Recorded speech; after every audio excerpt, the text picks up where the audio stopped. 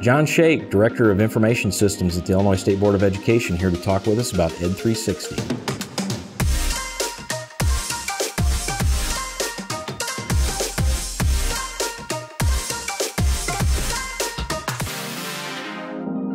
Hi, my name is Jason Leahy, Executive Director of the Illinois Principals Association. Appreciate you joining us for this edition of IPA Talk. And with me, I've got John Shake, Director of Information Systems at the Illinois State Board of Education, here to talk to us a little bit about Ed360. So thanks for joining me, John. Yeah, I appreciate it. Yeah, thanks. Well, so this is your first run at IPA Talk, maybe, it but could be one of many. I'll do because my best. I don't have any problems with. You're here with me, so everything's going to be just fine. I guarantee you that. But really excited about the work that you and your team there at the state board's doing with Ed360. I'll just tell you, personally speaking, now it's been a while since I've been in the principal's seat, but really interested and excited about what the state board is now doing with student data and putting it into a form that I think not just districts, but right down to the classroom level, the way that you're going to be able to, teachers are going to be able to work with student data and hopefully use that information, that data to make decisions to help them do what's best for their kids. So you're going to give us a demo. You're going to show us some of the nuts and bolts of this thing and talk about what's happening with the launch of Ed360. But before getting into all of that, can you just tell us briefly, how we got started and why we ended up where we are? Sure. So back in October of 2015, Illinois won a state longitudinal data system grant. Mm-hmm. And so that was a 4-year grant, and we are about 2.5 years in now. And at this point, we announced the statewide release last month, so we're really happy. We're on track to completing our objectives of that project.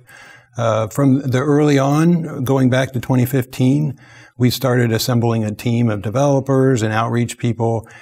From that point, we conducted a data needs survey, and that had over 1,400 educators respond. We had Northern Illinois and Southern Illinois and Central Illinois. We had big and small districts, teachers, administrators. They all gave us feedback on what their data needs are. One of the questions that we asked in that survey was if there were people interested in conducting a focus group. And those that responded in the positive, we started setting up focus groups around the state. So the next thing to do was to travel around the state. We conducted, again, Northern and Central and Southern Illinois focus groups. We took that information and we started to build out our pilot. So then in 2017 school year, we started to onboard. Our goal was to onboard 25 school districts. We didn't want to go too fast, too quick, because critical feedback is very important in this process. We ended up a little over 30 districts by the end of the pilot. But it was a successful pilot. We made a number of adjustments last summer just based on the feedback. And then this school year, we've been focusing on onboarding. We have a great outreach team with us. And so we're at 40% of the state now has opted in. This is free opt-in service. It's not a requirement.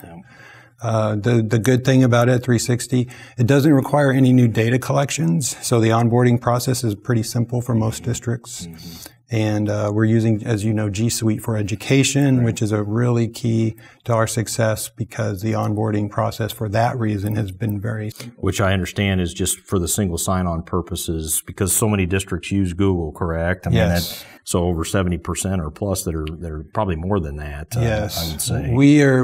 We're estimating that about 89% of the state, and that was from about 1.5 years ago, so we may be closer to over 90% of the state. However, if you have districts that are Office 365, we are planning to implement Office 365 sign-in for next school year, and we know there's some out there. That's terrific. So right at about 350 districts are part of Ed360 now and have chosen to do that.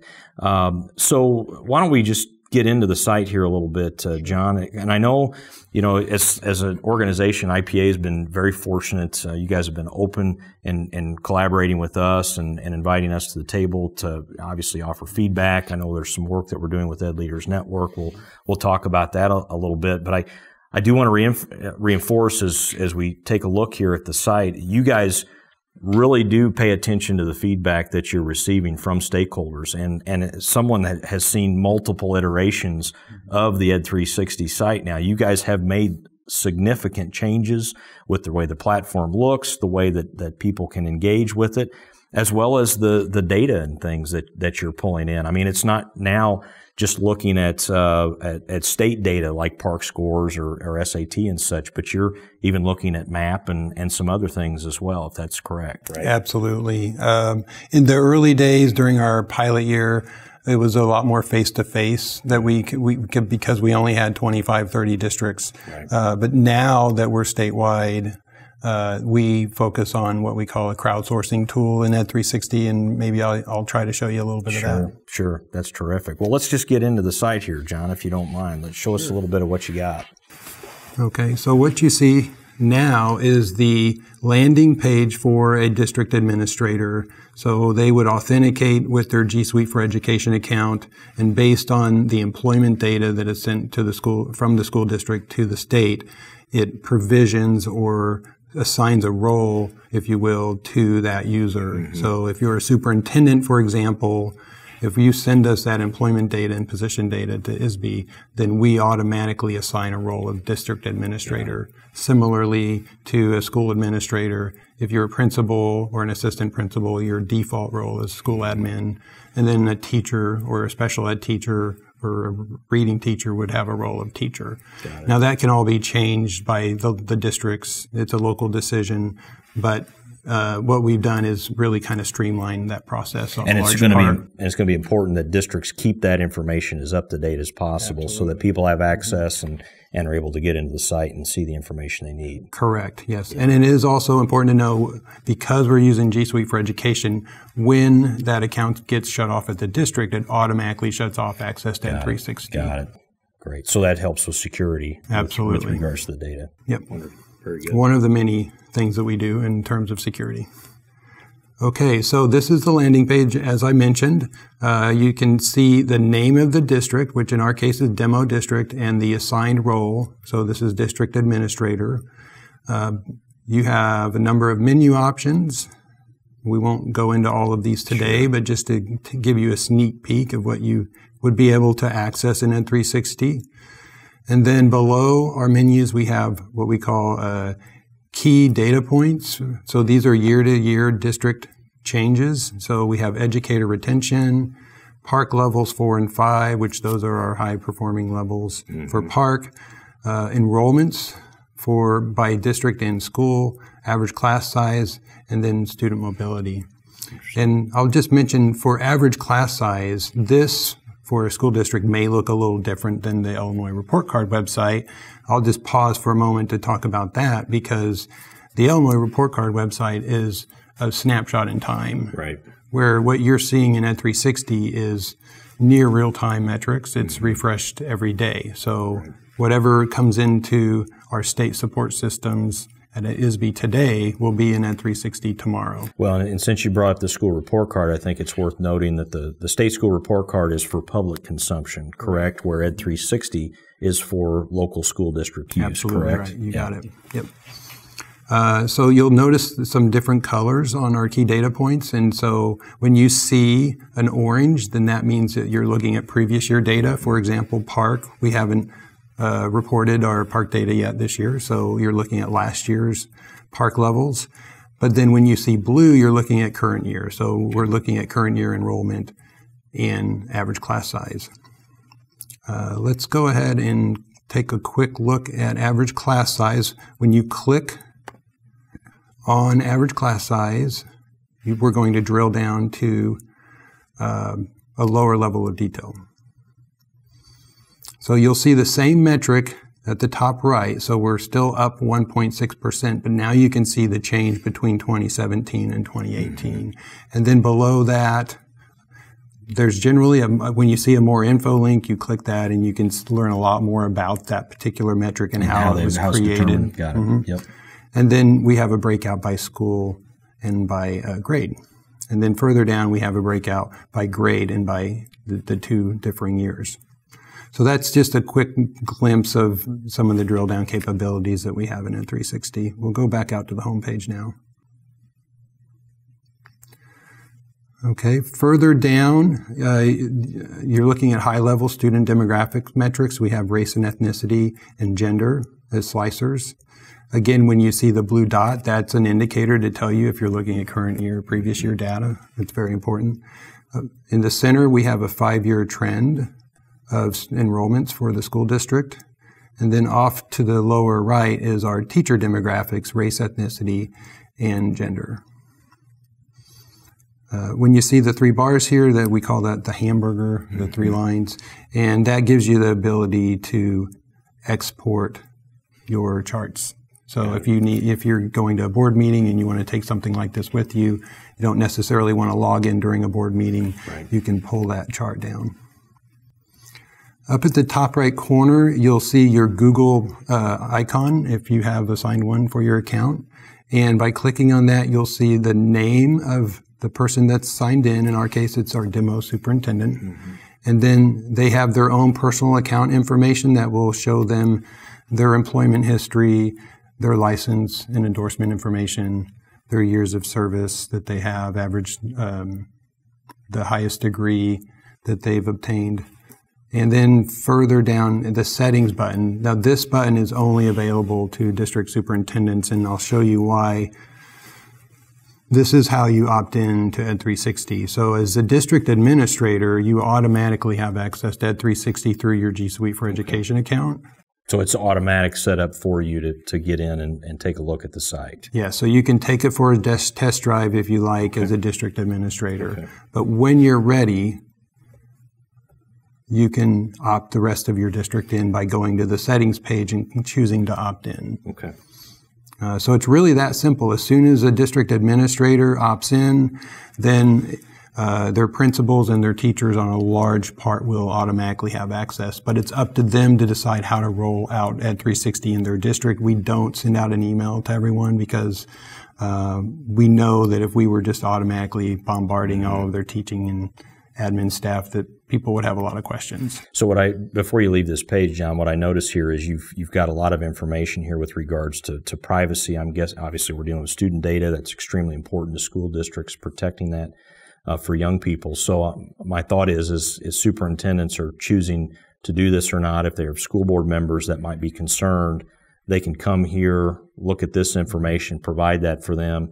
Because I know in our work with you, I mean, you are doing a variety of things to test to make sure that the system is secure and remains secure. Yes, absolutely. We do follow FERPA guidelines, and that basically, in a nutshell, means that you need to have an academic need to access student-level data. And so a teacher and a principal and a superintendent have different academic needs, so they have different levels of access to the data. Okay, very good. And further down, once you've opted in to Ed360, then we have something called opt-in services. And this is actually a very exciting part of what we're doing. As you can see in the list, we currently have 2 services available. One of the critical feedback that we had when we were doing our data needs survey was people needed real-time formative assessment data. And so that's what Plickers does. That's a kind of a play on words for paper clickers. Not everyone's familiar with that, but it's a classroom tool. It's a way to collect real-time formative assessment data to inform instruction in the classroom as it's happening. So when you opt into Plickers, it is a separate opt-in, and there's a button or a link. You click that. There we go. And you'll have a little agreement to read through, and then when you're ready, you can say, I understand, and opt in. And so once you've opted in, then what happens overnight, Ed360 has processes that will send your class roster information to the Plickers vendor. And so we've automated building out the classrooms for your entire district. So then it's just a matter of informing and making aware or providing awareness to your teaching staff that it's a tool that's available. And we plan to have some professional development on Ed Leaders here pretty soon. That's correct. Yeah, we're looking to providing school districts a similar way of quickly opting into Ed Leaders Network through the Ed360 system, so that districts will no longer have to send us their spreadsheets and us keep that clean. And people have to have it clean in 2 places, right? Which obviously they're going to do that here, but then also providing that for us. So it'd be really a matter of just clicking a button and then they're going to be off and running. So we're Yeah, excited about that. absolutely. It's surprisingly simple for the end user because most of our teachers have G Suite accounts, whether they know it or not. Right. But it's their school work email address and password. And by the way, that email address and password is not stored at ISBE. Got it. So all of that stays with G Suite then? Yes. So Google is protecting those passwords, and all we get is a token back to say that this person is who they say they are. Got it. So yet another security measure of just trying to protect everybody involved. Absolutely. And then the other opt-in service I'll mention quickly is our NWEA map service. And so very popular in Illinois. Oh, yes. Yeah, that was number one feedback request during our pilot year. So that's why you see it here today. And of course, districts still need to opt in, and then they can send their map assessment results to our statewide SIS. And if they send it, for example, today, those assessment results will be in Ed360 tomorrow. Very good. Very good. Okay, so back out on the home page, I'll just touch on maybe one or two more things. This is the search option. So if you want to search for a student, so if you're a teacher, you're only searching for your kids. If you're a principal, you're searching for kids in your building, and a district administrator has district-wide search capabilities. This is how you would search for a student. We have an FAQ, so if you want to learn more about Ed360, click on the question mark and it takes you out to our website to learn more about Ed360. The crowdsourcing tool, that's what this little chat bubble is, and we'll click on that. Okay, so remember we're in a demo environment, so this is not real feedback, just sample feedback. But this is where an educator or Ed360 user can go in and request a new feature. Or they see a feature that they like and they can click the little like symbol to vote it up. And so that is how, going forward, that we're prioritizing our work. And it's been a really good tool, and we've got a couple on the list right now that we're working on. Well, so let's talk about that, John, because obviously we don't have time to dig into every detail with regards to the site, and I know from my own personal experience in viewing these presentations and have an opportunity to dig in myself, I mean, there's a lot of deep student level data that is available for teachers and for administrators to be able to use to make decisions for students. But when you think about the feedback that you're getting, and also just from your own experience there in your conversations with the team, I mean, what types of upgrades are you already thinking about here for down the road? Sure. So Ames Web is one that has been popular. Renaissance Star is another local assessment. So those are, I think the local assessment area is likely to expand. The kids assessment data this year, we're working on putting that into Ed360. We hope to have it in by the end of the school year, depending upon how the data looks. There's quite a few more. We're college and career readiness indicators. We're looking at some early childhood screens, because when you think about Ed360, well, a first grade teacher has different data needs than a 10th grade teacher, for example. So right now we're really focused on like the park areas and SAT, but we know that there's a lot of other data that needs to be in Ed360 for all educators to be able to use it successfully. Well, and obviously as we think about ESSA and the implementation of that and our new accountability system, this is going to be a pretty important tool to a lot of school districts out there, correct? Yes, we've conducted a pilot webinar for our Illinois Empower districts, and so we have a few that have opted in, and this is the planning year, as you know, so that we're not exactly sure what those needs are, but we've given them access and we're awaiting feedback. Yeah. Well, what's so exciting about this, John, as we kind of bring things to a close here, is just the fact that you've got this tool that now is free and available to schools, right? It's extremely powerful, right? That no cost to them. They just have to have the superintendent go in and basically opt in, and then they're off and running. So, I mean, is it really just that simple? Is there anything else that people need to be doing, or I mean, what if they have any questions? What can they do to reach out to you or to the team and just make sure that they're fully up to speed and ready to go? Sure. So, you know, Ed360 has a public-facing site, isbe.net/Ed360. So you can learn a lot about Ed360 there. There's a few videos posted there. We're starting our own Vimeo channel right now to learn more about Ed360. And you can always contact us at the outreach team at ed360@isbe.net. Wonderful. Well, and we've sure appreciated the ability to work with you and the team members. I know here on our staff, Arlen Peebles, who's our online PD director, has done several presentations with Marcy Johnson there, who I know has been intimately involved with this from the state board's perspective, and we've been really excited about that, because the way we talk about this is just building up this really interesting digital professional learning community here, looking at all the parts and pieces with regards to student data, student performance, making decisions there. Our hope of, you know, with ELN bringing in the professional learning side of things. So, and I know there are other integrations that you guys are looking at as well with other platforms and such. So really exciting stuff. This is good. Excited. You bet. You should be. It's really good work. So, John, thanks for being with me here again. Sure appreciate that. Again, John Shake, who's our Director of Information Systems at the Illinois State Board of Education. If you'd like to learn more about Ed360, and I'm going to look down here at my sheet of paper to make sure I've got that. It's ed360.isbe.net. We will have a link for that in the description of this video on our YouTube channel. And as always, if there's any other content you want to check out, be sure to click on the buttons here on the screen. And you can always find us on the web at ilprinciples.org. Don't hesitate to give us a call if there's anything that you need. Take care.